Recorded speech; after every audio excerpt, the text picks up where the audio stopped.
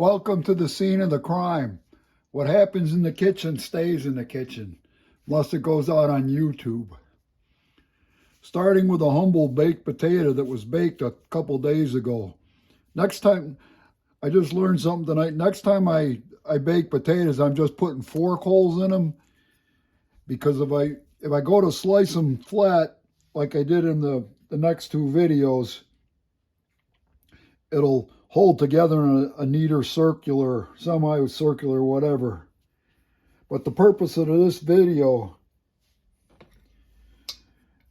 the crime is going to be chewing with my mouth open, so you can hear the sound, the crunchability.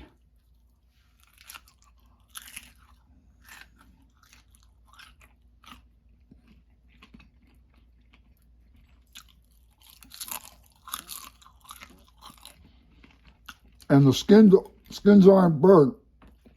Elmer Sweatpants commented that he likes potato skins. And I do too, because that's where the minerals are. And more roughage and fiber. Crunchability, crunchability. Walking, talking, crunchability. With some 8 o'clock coffee. God bless the YouTubers. I'll be putting another video out tonight.